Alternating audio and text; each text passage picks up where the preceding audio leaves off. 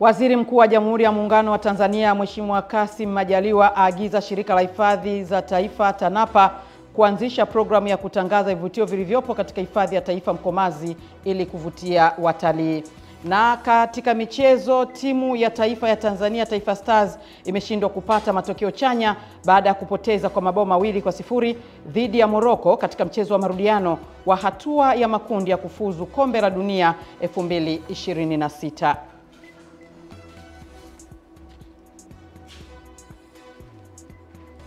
Habari ya asubuhi, mtazamaji wa Channel 10, karibu katika kipindi chetu cha asubuhi njema. Utakuwa nami Beatrice Eric ambaye nitakusomea taarifa ya habari na baadaye nitapata nafasi ya kuangazia vichwa vya habari vilivyopewa kipaumbele katika magazeti yaliyotufikia hapa studio kwa asubuhi ya leo. Karibu tuanze na taarifa ya habari. Rais wa Jamhuri ya Muungano wa Tanzania Mheshimiwa Dr. Samia Suluhu Hassan amefanya uteuzi wa viongozi mbalimbali na kuwapangia vituo mabalozi. Kwa mujibu wa taarifa iliyotolewa na Katibu Mkuu Kiongozi Balozi Dr. Moses Kusiluka, uteuzi na kupangiwa vituo mabalozi ni kama ifuatavyo.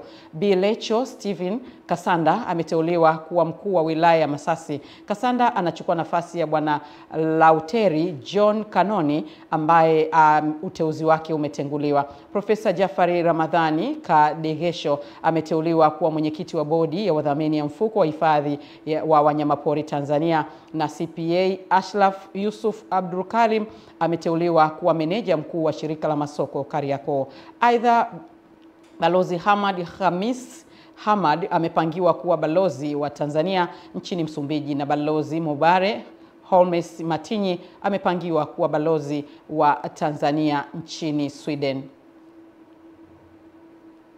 Waziri Mkuu wa Jamhuri ya Muungano wa Tanzania Mheshimiwa Kassim Majaliwa ameiagiza Shirika la Hifadhi za Taifa TANAPA kuanzisha programu za kutangaza vivutio vilivyopo katika Hifadhi ya Taifa ya Mkomazi ili kuongeza idadi ya watalii wanaoingia katika hifadhi hiyo. Tupate taarifa zaidi.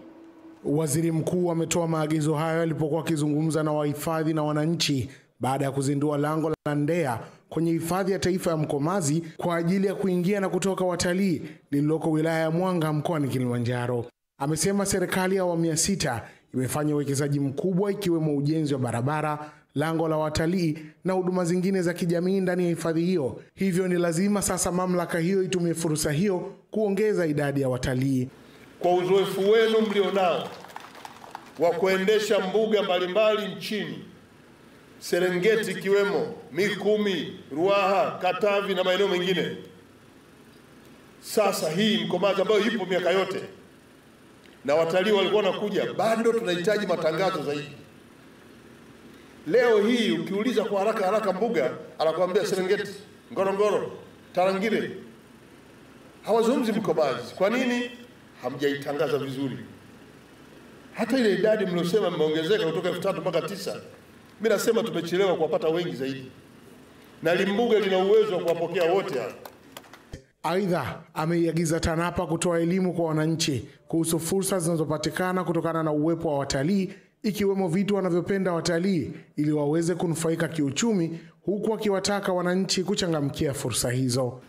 Hakikisheni sasa wananchi hawa wanajua ni mambo gani muhimu yanayovutia watalii, ambako kwenye mbuga zenu nyingine watalii wanapenda sana, ili nayo yawepo hapa na wafanye hawa wananchi wenyewe ili wapate kunufaika na uwepo wa mbuga hii. Ule mshikamano mlionao ni mzuri zaidi, utawafanya hawa waiwe huru kwenye eneo hili kufanya biashara. Hata kule waliko wageni hawa wanatamani kuona nyumba tunazoishi ziko wapi. Wageni hawataka kuona zana mbalimbali za kiutamaduni. Nyie ndio mnazijua, tengenezeni, peperusha mahali huko, ili wakija, akishatoka mbugani anasimama hapo, anaacha pesa, anaondoka zake. Akitoa taarifa juu ya manufaa ya lango hilo, mhifadhi mkuu wa Hifadhi ya Taifa ya Mkomazi Emmanuel Moilama alisema ujenzi wa lango hilo utaongeza idadi ya watalii katika mbuga hiyo, ambapo wengi wanakwenda kuona maisha ya jamii ya Ziwa Jipe, faru weusi pamoja na tembo, huku waziri mkuu akimwagiza waziri wa mawasiliano na teknolojia ya habari Jerry Silaa kuweka mkakati wa kuimarisha mawasiliano katika njia na maeneo yaliyoko ndani ya hifadhi hiyo. Salum Pelembo, Channel 10. Asante Salum Pelembo kwa taarifa hiyo. Mkurugenzi mkuu wa Tume ya Ulinzi wa Taarifa Binafsi Tanzania PDPC Dr. Emmanuel Mkilia amewataka waandishi wa habari nchini kuzingatia sheria ya tume hiyo katika kuripoti taarifa binafsi za wananchi ili kulinda utu na faragha. Henry Kavirondo anaarifu zaidi. Ulinzi binafsi wa taarifa na faragha ni jukumu la wanahabari kuzingatia. Ni makosa kisheria kama taarifa za mtu ulizonazo unazitumia nje ya makusudi. Jukumu hili likibebwa kwa uzito wa pekee na tume kwa kukutana na wadau wa sekta hiyo jijini Mwanza ili kuwajengea uwezo juu ya majukumu ya tume. Akielezea umuhimu wa jukumu hili, Dr. Mkilia amesema kuna madhara ya kijamii na hata kiuchumi endapo faragha za mtu zitazagaa bila ruhusa yake. Hivyo ni wasaha kwa wanahabari kufahamu sheria iliyoianzisha tume hiyo na kuzingatia. Sasa tunapoelekea kwenye ishu za uchaguzi, faragha za watu ziheshimiwe. Litakuwa ni kosa kama kosa lingine, na sheria nyingine zipo na vyombo vingine vya ulinzi na usalama vinaendelea kutekeleza majukumu yake kama inavyotakiwa. Kama mtu mmoja amemchafua mwenzake, kuna sheria ya makosa ya kimtandao itakaa. Kuna sheria nyingine za nchi ambazo pia zitaendelea. Akiwasilisha mada asili ya tume hiyo, Mhandisi Steven Wangwe amebainisha kuwa mkoa wa Mwanza upo chini kwa taasisi zake kujisajili kwenye mfumo wa tume hiyo na kwamba hali hii inatoa kiashiria kuwa taarifa za watu haziko salama. Kwa hiyo endapo itatokea ukabaini kwamba taarifa zako binafsi zimetumika vibaya na mtoa huduma X, tume ipo kwa ajili ya kukusaidia wewe kuweza kushughulikia lalamiko lako. Kwa hiyo usiogope kwamba labda mimi sina gharama za kumwajiri mwanasheria ama sina gharama za kuendesha kesi hiyo, wala usiogope. Wewe tu wasilisha lalamiko lako kupitia kwenye mfumo na tume itasimama na wewe bega kwa bega mpaka kupata haki yako. Nitoe wito kwa wakuu wa taasisi zote za kiserikali pamoja na za binafsi kuhakikisha kwamba taasisi zao zimejisajili. Hili ni jambo la muhimu sana, ni jambo la uzingatiaji wa sheria, na heshima ya taasisi itajengwa endapo taasisi itakuwa imeonyesha commitment yake ya kwamba italinda hizi taarifa na kuhakikisha kwamba taarifa binafsi zinatumiwa kwa makusudi yaliyokusudiwa. Kutanisho hili limefanyika katika ukumbi wa ofisi ya mkuu wa mkoa wa Mwanza, huku likilenga kutoa fursa ya kujifunza na kujengeana uelewa wa kina jinsi ya kulinda faragha za watu katika kazi za habari. Henry Kavirondo, Channel 10, Mwanza. Asante Henry Kavirondo kwa taarifa hiyo kutoka Mwanza. Mwanasheria mkuu wa serikali Hamza Johari amewataka mawakili wa serikali kubadili mfumo wa fikra, kuongeza kasi na ubora, yani weledi, ili kuhakikisha huduma za kisheria zinazotolewa kwa wakati, hatua itakayochangia kufikia ndoto ya Tanzania kuwa nchi ya uchumi wa kati wa juu ifikapo mwaka 2050. Jamila Omar anaarifu kutoka Arusha. Akizungumza wakati wa kufungua mafunzo maalumu ya pili ya mwaka kwa mawakili wa serikali jijini Arusha yenye kauli mbiu kuendeleza ubora wa sheria kwa maendeleo endelevu, Johari amesema kuwa utoaji wa huduma haraka na bora sio tu muhimu kwa kudumisha imani ya wananchi, bali pia ni nyenzo muhimu katika kukuza ukuaji wa uchumi. Amesema ikiwa wanasheria watakuwa mstari wa mbele katika kuonyesha mfano wa utoaji huduma bora na kwa wakati, sekta nyingine za umma zitaiga na hivyo kuleta tija kubwa katika mnyororo mzima wa maendeleo ya taifa. Imekuwa ni changamoto kwa nchi nyingi sana za Afrika na zile zinazoendelea, watu kuwa na ugoigoi, yani hawako haraka sana katika utoaji huduma. Kwa hiyo ile kauli mbiu yetu ya weledi na ubora itakuwa ngumu sana kuifikia kama sisi hatutafanya kazi kwa haraka na kwa wakati. Tukisema kwamba mkutano unaanza saa 2, basi saa 2 kama ni wanasheria wewe unatakiwa kabla ya dakika 10 umeshafika. Usipofanya hivyo unazaa kitu fulani, yani ni ugonjwa tunasema procrastination, yani ugonjwa wa wewe kuchelewa, yani vitu unafanya kwa kuchelewa. Mwandishi mkuu wa sheria wa serikali Rehema Katuga amesema kuwa mafunzo haya yana lengo la kufundisha jinsi ya kutumia mbinu za kisasa katika kutoa huduma za sheria na hivyo kuimarisha usimamizi wa mikataba na kuhakikisha malengo ya maendeleo yanatimizwa. Kuna wakati masuala ya uwekezaji yanafika mpaka huko maeneo ambayo tunaona labda hayajaendelea. Sasa kama mwanasheria hujamuexpose katika maeneo mbalimbali ili aweze kukabiliana na yale masuala mbalimbali yanayokuja kwake, itampa changamoto kudili nayo.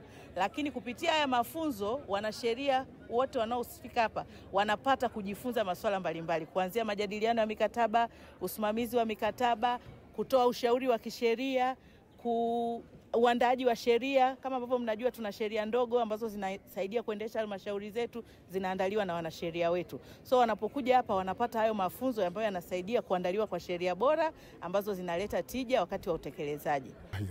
Sheria wajue tatizo, wanalolitolea ushauri waliwasilishe kwa weledi, kwa kutumia lugha rahisi inayoeleweka na wadau. Jamila Omar, Channel 10, Arusha. Kikao maalum cha kamati ya ushauri ya mkoa wa Tanga kimeridhia kupitisha mapendekezo ya kugawanywa kwa majimbo matatu ya Kilindi, Handeni vijijini pamoja na Muheza kulingana na vipaumbele vilivyopo ili kukidhi mahitaji ya wananchi kwa karibu. Taarifa zaidi na Raya Kipingu. Katiba ya mwaka 1997 inaeleza namna majimbo ya uchaguzi katika Jamhuri ya Muungano wa Tanzania inavyoweza kugawa majimbo ya uchaguzi kwa idadi na kwa namna itakavyoamuliwa na Tume ya Uchaguzi baada ya kupata kibali kwa Mheshimiwa Rais. Sasa baada ya kujiridhisha kwamba jimbo limependekezwa mgawanyo kubadilishwa jina, limekidhi vigezo kwa masharti yaliyoidhinishwa hapo chini, yaliyoainishwa chini, tume itaomba sasa kibali kwa Rais kwa ajili ya jimbo kugawanywa ama jina kubadilishwa. Taanza na Kilindi, tafuatia Handeni, alafu basi na Muheza. Maoni mbalimbali yakatolewa na washiriki wa kikao hicho, wakiwemo wakuu wa wilaya ambao wameshapitisha mapendekezo kwenye vikao vya ushauri katika wilaya zao. Ukiridhia haya mambo yaliyojadiliwa huko wilayani, tungeyabeba kama yalivyo. Tunatamani hayo majina ambayo mnayatamani, lakini yana siasa zake. Kwa waliopendekeza huko kuna vitu ambavyo wameviona na ndio maana wameshauri hayo. Jimbo lingine ni jimbo la Handeni mjini, lakini halmashauri ya wilaya inaitwa halmashauri ya wilaya ya Handeni. Tunaomba kikao hichi kiridhie kwamba tubaki na jina la Handeni ambalo ndilo tulilotoka nalo kwenye baraza la madiwani na kikao cha DCC. Miongoni mwa vigezo vinavyozingatiwa katika ugawaji wa majimbo ni pamoja na idadi kubwa ya watu wanaoishi katika maeneo hayo. Sisi tunakata 37. Sasa hivi nina madiwani 50 kwenye kikao kimoja, kwamba tupate halmashauri 2 na hatimaye tuwe na majimbo mawili. Huo ndio msingi wetu mkubwa. Lakini sambamba na hilo, uchumi wetu unakuwa vizuri. Washauri wenzetu majina ambayo yanatija. Kwa mfano Muheza, ukisema jimbo la Muheza, ukienda Muheza unalikuta. Jimbo la Amani, ukienda Amani unalikuta. Kutoka Tanga, Raya Kipingu, Channel 10. Wakala wa vipimo nchini WMA imefanikiwa kuhakiki zaidi ya 90% ya vipimo vinavyotumika nchini ili watumiaji wapate bidhaa kwa vipimo sahihi. Roda Simba naarifu kutoka Dodoma. Hayo yameelezwa jijini Dodoma na afisa mtendaji mkuu wa WMA Bwana Alban Kihula wakati akizungumza na waandishi wa habari kuhusu mafanikio ya wakala huo kwa kipindi cha miaka 4 ya serikali ya awamu ya 6. Tumeendelea kuhakiki mizani inayotumika madukani. Naamini wote tunapimiwa kwenye mizani, kwenye mabucha. Tumeendelea kufanya kaguzi. Lakini pia mizani inayotumika masokoni. Lakini pia mizani ile inayotumika barabarani, ambayo inamilikiwa na wenzetu wa wakala wa barabara TANROADS. Katika vipimo hivyo vilivyohakikiwa, vipimo takribani 105,000 vilikutwa na mapungufu, baadaye vilirekebishwa na kuruhusiwa kuendelea na matumizi. Lakini vipimo takriban 5,600 vilikutwa na dosari ambazo zilishindwa kurekebishwa na hivyo kuondolewa kwenye matumizi. Akizungumzia changamoto ya ufanisi wa huduma katika ujenzi kutokana na kutokuwepo kwa vipimo sahihi, Bwana Kihula akawa na haya ya kusema. Tusinunue mchanga, tusinunue kokoto na vifusi kwa kusema tunaagiza trip moja. Tununue kokoto, tununue mchanga kwa mita za ujazo. ukiangalia magari yale yanayobeba mchanga, kokoto na vifusi yameandikwa pembeni kwamba gari hili lina uwezo wa kubeba mita za ujazo kadhaa. Kwa unapoagiza mchanga, agiza kwamba unahitaji mita za ujazo ngapi. Kama ni mita za ujazo 20, basi utaangalia pale pembeni, utaona gari linalokuletea lina uwezo wa kubeba mita za ujazo ngapi. Ndio sasa mtaelewana bei. Kuhusu tatizo la ufungashaji wa mazao ya shamba yani rumbesa, Kihula anaeleza. Kuna tatizo la muda mrefu la rumbesa. Rumbesa ni ufungashaji wa mazao ya shamba katika gunia ambalo umezidi kilo 100. Ndio tafsiri sahihi ya rumbesa. Kwa hiyo leo ukisema kuna rumbesa, lazima uchukue mzani ukapime na uone kwamba gunia lile sasa limezidi kilo 100. Ni washukuru wadau wote wa kilimo. Sasa hivi tumepiga hatua sana. Rumbesa ni kidogo sana. Ni kwa wale tu wakulima ambao ni wageni sasa wameanza kuingia kwenye ufungasha mazao hayo ya shamba. Kutoka jijini Dodoma, Roda Simba, Channel 10. Mkuu wa jeshi la polisi nchini IGP Camillus Wambura ametoa msaada wa bajaji kwa mtu mmoja aliyejulikana kwa jina la Masima Nyau baada ya kujeruhiwa vibaya mguuni akiwa katika majukumu yake ya ulinzi shirikishi na kusababisha kukatwa mguu wake. Turudi tena huko jijini Dodoma kwa ajili ya taarifa zaidi. Kamanda wa jeshi la polisi mkoa wa Dodoma, SACP George Katabazi, anakabidhi bajaji hiyo kwa niaba ya IGP Wambura kama ishara ya kutambua uzalendo wa kijana huyo, huku akigharamikia mahitaji muhimu ikiwemo matibabu. Huyu alikuwa ameshakata tamaa kuona wenda jeshi la polisi baada ya kupata ulemavu angeweza kusahaulika, lakini bado tumeendelea kuwa naye bega kwa bega tangia alipopata madhira haya, kwa maana kujeruhiwa, gharama zote za matibabu, usafiri, tumemjali mpaka leo hii. Mkuu wa jeshi ameamua sasa, ameguswa na amempa pole, amemshika mkono kwa kumpa bajaji hiyo. Akiwa na hisia mseto, Masima Nyau mwenye watoto 3 na mke mmoja anamshukuru IGP Wambura kwa kumrudishia matumaini, kwani familia yake inamtegemea, huku mke wake Dina Charles akielezea tukio hilo. Nashukuru jeshi la polisi, afande Wambura IGP kwa msaada ambao wamenisaidia kunikabidhi bajaji. Bajaji itanisaidia, naona watoto wangu wenyewe watasoma. Nasema asante, sima mengi ya kuongea. Mume wangu alikuwa anafanya kazi ya ulinzi shirikishi. Ndo ikatokea itilafu kama hiyo, ndo ikawa kama hivyo, ndo akapata ajali, ndo akasema basi huu mguu uweze ukakaa hivi, bidi tuukate ndo usalama wake utakuwepo, maana utaoza tena utakuwa wote haupo. Jeshi la polisi linaendeleza falsafa ya kushirikiana na ulinzi shirikishi katika jamii ili kuendelea kupambana na kuzuia uhalifu. Kutoka Dodoma, Leonard Mwacha, Channel 10. Jumuiya ya wanawake wa Kiislamu Tanzania JUWAKITA mkoa wa Kilimanjaro wameomba viongozi wa Baraza Kuu la Waislamu Tanzania BAKWATA kuhamasisha wanaume kutoa fursa zaidi kwa wake zao na watoto wa kike kupata mafundisho mbalimbali ya dini ili kujenga jamii ya watu wenye maadili mema na kuwa na hofu ya Mungu. Mwandishi wetu Tadei Masawe anaripoti. Wametoa ombi hilo wakati wa kufunga mashindano ya Qur'ani kwa wanawake mkoani humo na kufanyika kwenye ukumbi wa ofisi ya Baraza Kuu la Waislamu BAKWATA mkoani humo, ambapo washiriki 42 walisoma na kuhifadhi Qur'ani juzuu ya kwanza na ya pili. Tunaomba uongozi wa mkoa waendelee kutusaidia na kuwashawishi wanaume wanapokaa huko kwenye darasa, maana wanaume wengi pia wanaweza wakawa kikwazo cha kuweza kuwanyima kina mama kwenda madrasa. Shehe wa mkoa, tunaomba hilo msimamie.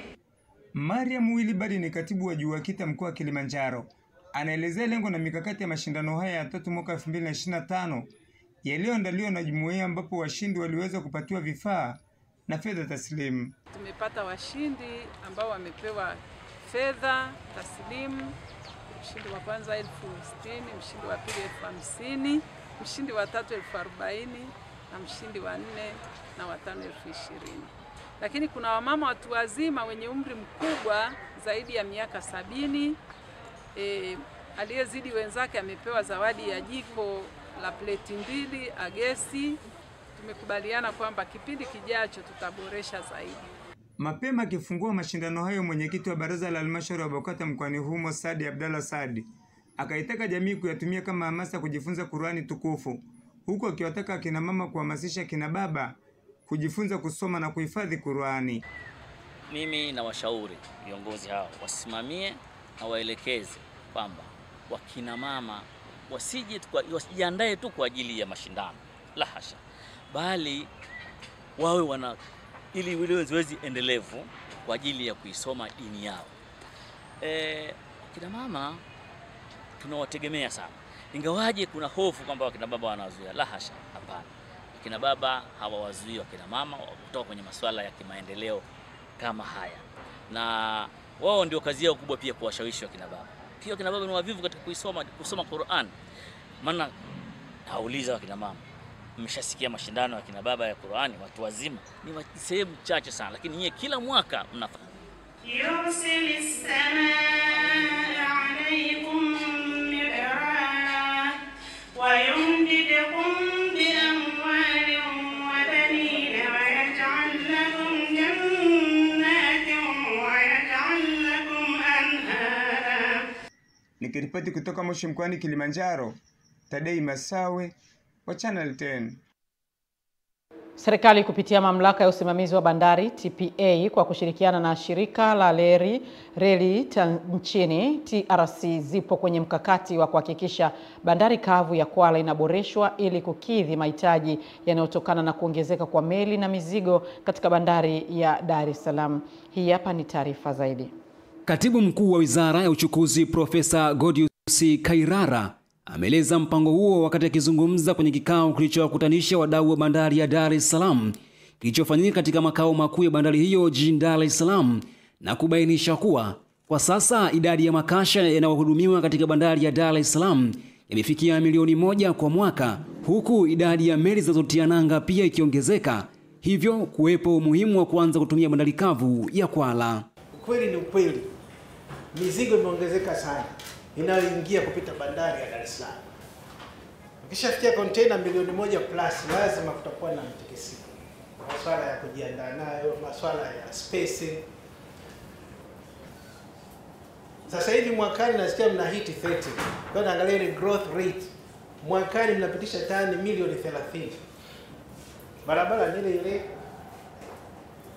tuliokulia dawa ile ilikuwa inaitwa Port Access zamani Mandela. Ilikuwa ni kwa ajili ya bandari. Naye mkurugenzi wa bandari ya Dar es Salaam Abed Gallas amesema TPA inaendelea na mpango wa kuondoa changamoto ya msongamano wa malori na kuchukua eneo la EPZA kwa ajili ya kuhifadhia makasha, huku baadhi ya wadau walioshiriki kikao hicho wakipongeza hatua ya kuboresha bandari kavu ya Kwala. Upangaji wa malori katika barabara zetu, lakini vile vile kuongeza kasi ya uhudumiaji wa shehena ndani ya bandari ili miundombinu hiyo ya barabara iweze kutumika na wadau wengine bila kuathiri shughuli zao. Lakini vile vile mamlaka ya usimamizi wa bandari Tanzania ina mpango wa muda mrefu wa kuondoa changamoto hiyo ya msongamano. Mojawapo ni matumizi ya eneo la EPZA ambalo sasa hivi limeshaanza kufanywa kutengenezwa kwenda Kwala, lakini spidi ni ndogo sana kwa sababu efficiency ya train haiwezi kulingana na barabara. Kama ambavyo mkurugenzi wa bandari amesema, sisi tungetamani tufike angalau boxes 1000 kwa siku kutoa. Pale tutapata nafuu ya efficiency. Tuelezea ni kuhusu kuwepo na freight schedule ya TRC baina ya TRC na TPA ili kupeleka mizigo Kwala na kuinvest kwenye rail infrastructure ya Kwala na Port of Dar es Salaam. Kutoka Dar es Salaam, Yakini Mwakatobe, Channel 10. Na sasa tuangazie habari za michezo na burudani. Timu ya taifa ya Tanzania, Taifa Stars, imeshindwa kupata matokeo chanya baada ya kupoteza kwa mabao 2-0 dhidi ya Morocco katika mchezo wa marudiano wa hatua ya makundi ya kufuzu Kombe la Dunia 2026. Mchezo huo ulipigwa katika uwanja wa Manispaa ya Oujda, Morocco. Morocco walipata bao la kwanza kupitia Naif Agued dakika ya 51 baada ya Brahim Diaz kuongeza kuongeza la pili kwa mkwaju wa penalti dakika ya 58. Kwa ushindi huu, Morocco inaendelea kuongoza kundi E kwa kujikusanyia alama 15 katika michezo mitano, na kwa uwiano mzuri wa alama wamejihakikishia nafasi ya kufuzu kombe la dunia 2026 litakalofanyika Marekani, Mexico na Canada. Naam, tumehitimisha taarifa yetu ya habari kwa asubuhi ya leo. Tupate mapumziko mafupi, kisha tutarejea kuendelea na kipindi chetu cha Asubuhi Njema. Tafadhali baki nasi. Mimi ni Beatrice Eric.